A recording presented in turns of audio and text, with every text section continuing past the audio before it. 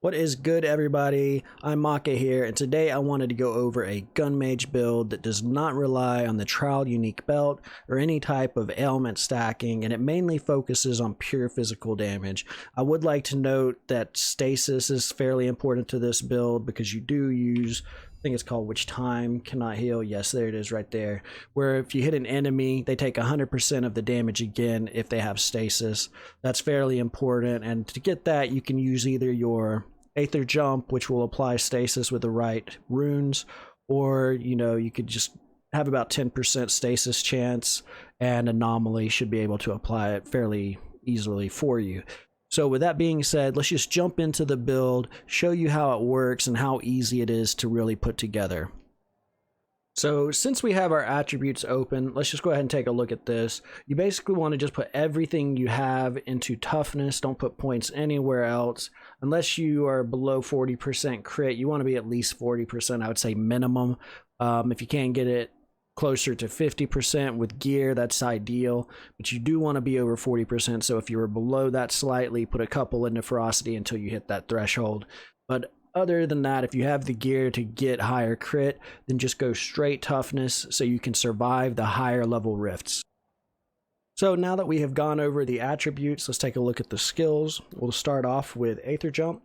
Now the most important node for Aether Jump, I would say, is this one right here. It allows you to cast Aether Jump multiple times. It's called March of the Time Devourers. This one is really important because this is a Havoc Orb build, which requires a lot of rage. And this is the quickest way to dump your willpower and generate that extra rage. It's really powerful. It's really good. Not to mention it helps you just jump through the rifts really quickly.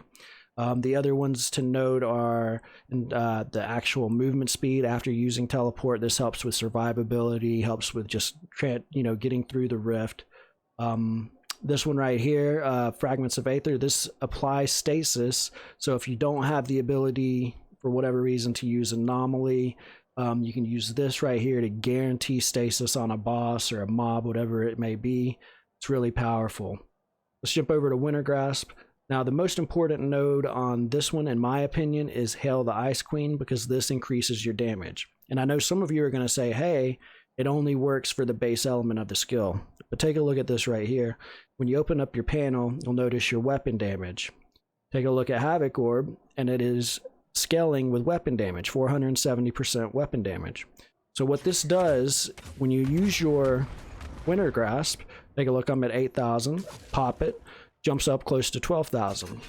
It's a nice little DPS boost. Now, I don't know if this is intentional, but this is how it works. So it is very good. Still, it does increase your damage. So I do recommend using that. Not to mention, the other talents in the tree is really good for the frost effect, which is going to be permafrost, where it leaves an area of effect on the ground for a few seconds. This does do frost damage, so it actually increases the damage of permafrost when you use this as well. Another nice thing about this build is you're going to be relying on Glacial Blast. So any enemy that's killed while frozen is going to trigger another Frost Nova or Winter Grasp. This basically, when you have a bunch of mobs grouped up around an elite and you kill one that's frozen, it's going to be a chain reaction, freeze the next one, then it dies. It's a chain reaction, and you can have 30 permafrost on the ground underneath an elite at the same time. It stacks up really quickly and does really good damage in the higher tier rifts. It's really nice. So next we go to Anomaly. I'd say the most important one on this tier is the Echoes of Infinity. This allows to continuously pull in mobs so that they just stay grouped up. They don't go away. Another nice one is the ability to cast it 2 times. It's a quality of life. It's really nice. You can pull, manipulate where mobs are, pull them together. It's really powerful. So just copy these modifiers you see on the screen right here. You'll have a good time. Now let's jump to Bulwark of Dawn. I'd say the most important modifier for this ability currently is the ability for it to follow you around. So this is the ability you want right here. When you have Divine Omnipresence, this basically makes it so the ability sticks to your character as opposed to dropping it on the ground. It's really good. It's great for survivability. I definitely recommend using this modifier. Other ones are just basically increasing the duration, the tick rate, Also, this one's pretty nice too. It adds damage, which you do need this for the build. So remember to take Sacred Grounds as well. This is really important. So next, this is the reason you don't need a trial belt. I don't currently have one, so this is what I relied on to get my 189 clear. Really good. Basically, with this ability, when you have a mark on a mob and you kill it, it is going to detonate. It's called Fate of the Unholy. It will cause the mob to detonate and do AoE damage, or area of effect damage, to everything around the mob. With this ability, you can also take Guilt by Association, which causes the mark to spread to other enemies. So essentially what you're doing with this ability is you mark a weak mob, you group them up, kill him, and when he dies, he's going to detonate and spread the mark to the next mob. And it causes a chain reaction where they all just detonate, they spread, detonate, spread, detonate, spread, detonate, and it does an insane amount of damage. So if you have 30 mobs grouped up on an elite and you kill one small mob, it's going to mark every mob around it, blow up, cause them to blow up, and it's just this big chain reaction that just does more and more damage. It's really, really powerful. So these are the most two important for mark. Obviously you want to make it last longer, but these are really the two you want: Fate of the Unholy, Guilt by Association. Now for the bread and butter, the damage dealer of the build. Most important modifier for this right here is Glory to Mankind. This changes the orb into a rocket, and when you take the Pierce talent, it can actually pierce through multiple enemies. I'd say the next most important on this tier would be at least add one projectile, because it creates AoE damage. And you're saying, hey, you're dropping 170% weapon damage to use that. But the thing is, when you get right up in someone's face or a mob's face, it's kind of like a shotgun. Both the projectiles go through the mob, so it is a DPS increase overall. You just got to become, instead of a ranged fighter, you're using a ranged ability. You're just using it like a shotgun instead of a sniper, if that makes sense. Basically, you get in their face, you do a lot of damage, kill them, blow them up. It's really, really powerful. So the other nodes, obviously, you just want to increase the damage it does. But the main ones, again, Glory to Mankind, and at least one of the projectile increases. So that is basically all the skills you need to know. After this, we're going to jump straight into the skill tree. So on the passive tree, I'm going to have a link in the description for all of the for those that want to click the link and just copy it from there. But for those of you who don't want to use the link and just want to pause the video, I'm going to go ahead and show you the layout currently so you can get it, spin it around so it works out for you. Let's just start with this node right here. We'll say the Steadfast you want in this location, and it needs to go into your Unstoppable Flurry. Now follow that one up and over to 1, you're going to be at Swiftness. This one is going to go up to Waning Before Waxing. So once you have your layout, you can just copy this tree right here. But let's go over the important nodes that make this build. One of the most important nodes in this build is going to be Witch Time Cannot Heal. It's important in almost every build. This basically means any target that has stasis applied will take the damage again. And if you take this little node behind it, the damage they take after the delay is increased by 20%. I'm not sure if that's actually working, to be honest. It wasn't earlier. I think it might be now. I still take it just because in the final build, this is going to be what I use. So some more take note of. Like I said, I get one projectile from my passive, and that is this point right here. Mainly I take it here instead of the modifier, because instead of being less damage by 170%, it's less damage by 50%. So this is something I was thinking about when I was making the build, and you said, you know what, I'm going to take one on the passive tree. And I think it was a good decision. It works out really well. So some more nodes that are really important. Furious Appetite. This changes up the gameplay, so you have more rage to start with. This will make it so you don't generate willpower, you generate rage instead. Really powerful, really good. Another thing, this will increase your survivability. You gain 1 tenant point every 2.5 seconds up to a maximum of 5. So when you have 5 tenant points, you have pretty good survivability with this build. It's really nice. It's good quality of life node. I would definitely take that. It helps with the higher level rifts for sure. Another node right here, increase your damage to enemies with impaired movement. And if you read, it also applies increased damage to targets that are in stasis or frozen. And since we're running Winter Grasp and we have Anomaly to build stasis, not to mention our Aether Jump, this becomes a really valuable node. It's pretty powerful. So basically, if you take a look at this tree and just mimic what it is, it's really good. Obviously, you want this one. This is one of the most powerful nodes for defensive. It increases your all res. Definitely want that. You're going to be wanting a heavy helm, heavy chest piece. You do take this node right here as well. So it's really good. One thing I would say that is kind of important. Let me see if I can find it. Well, I don't even remember where it's at.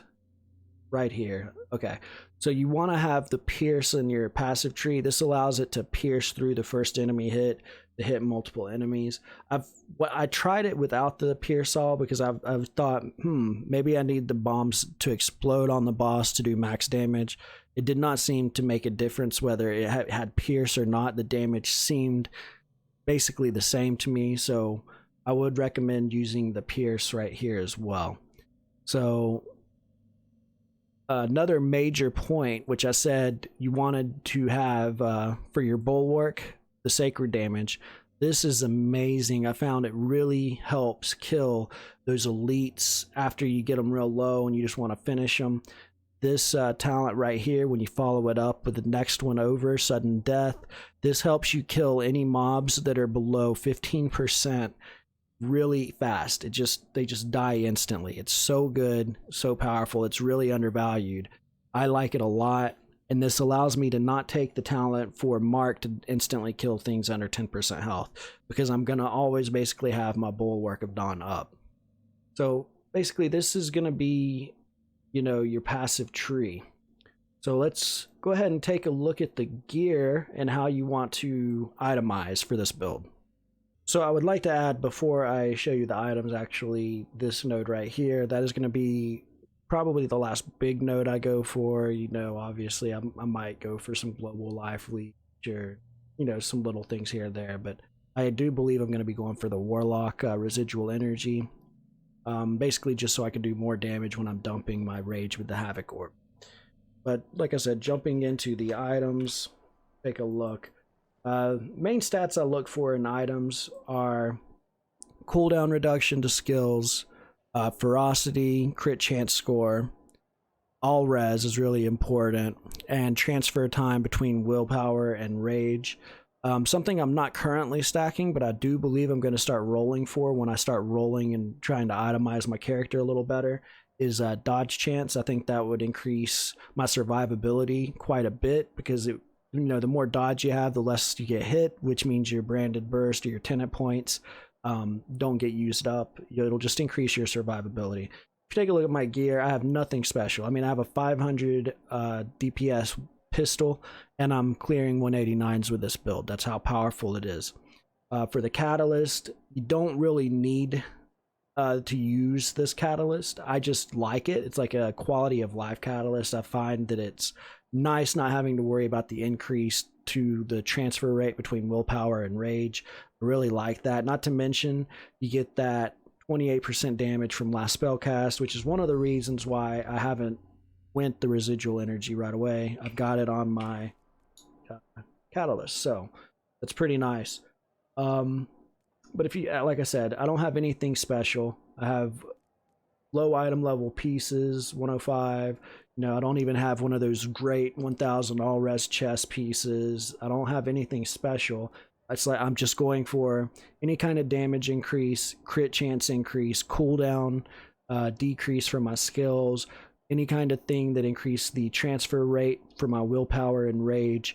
So again, you want transfer time decrease between willpower and rage, cooldown reduction where you can get it, all res where you can get it, which I recommend heavy gear because almost every heavy piece comes with all res, if not every piece. I'm pretty sure every piece does. So I like the heavy gear personally. But like that's again the most important things. Also, you want the damage added to attacks with your jewelry, just increase damage. That's basically the gist of the gear, you know, nothing crazy. You don't have to worry about getting occult damage or getting aether damage, anything like that. You just want to get as much physical damage as possible.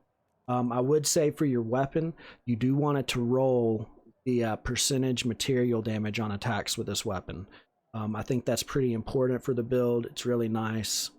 Increases your damage by quite a bit. I had a pistol without it, was running the build, and once I got the pistol with that material damage, I could notice pretty significant increase in damage.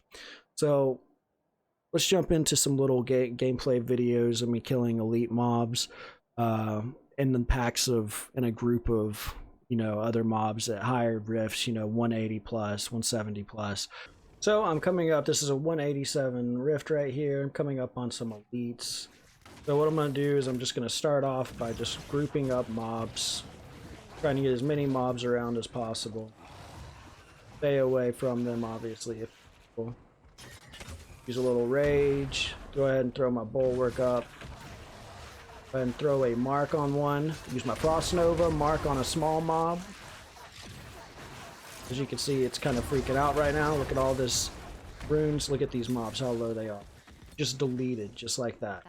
It's really powerful. So let's go ahead and dump some more rage. Pull these mobs in right here.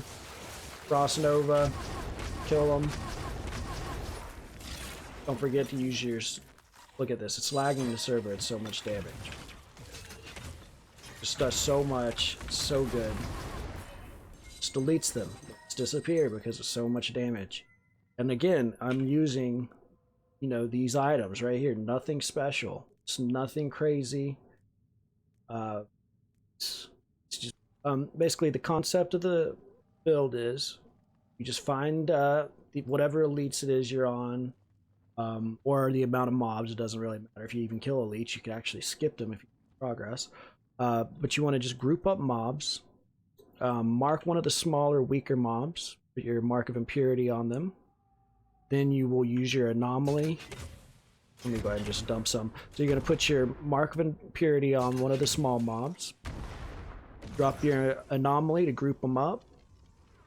Use your frost nova to freeze, apply a freeze effect, and kill the small mob.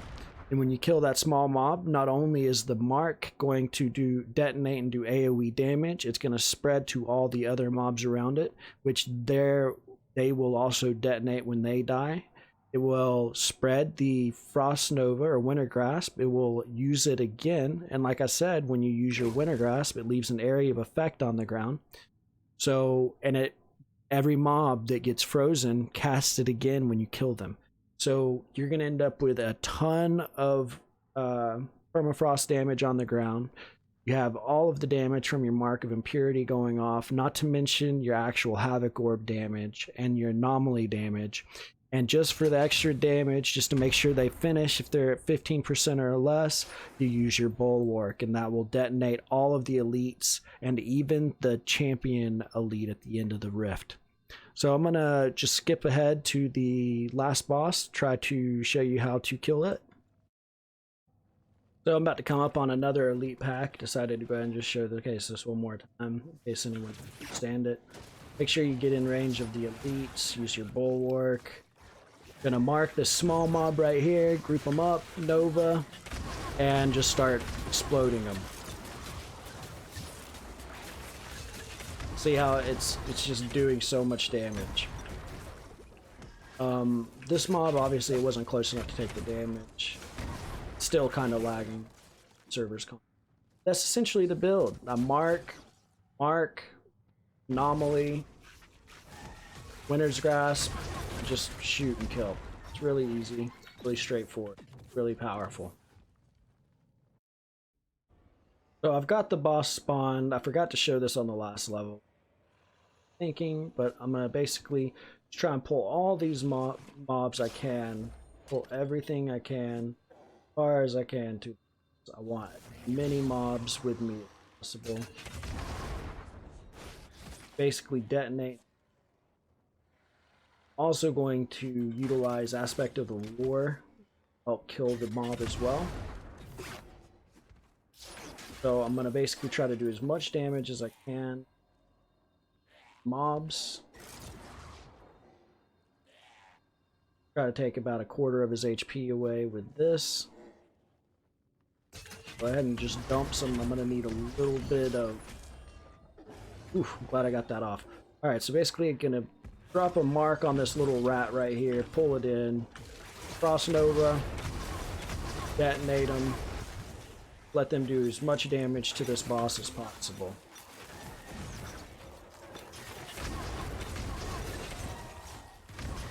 So just like that, look at this boss, he's already half health. So from here, I'm just gonna pop my aspect, just try to finish the boss off. Get up to 5 stacks, use my W, and there. That's how easy the bosses are. They're a little overtuned, actually, I think. I think they have a little too much HP currently. I do think that the devs will probably take a look at that, because they have an insane amount of health. Some of these fights take forever. As you can see, that was a 188 rift right there. Just 188 on this floor.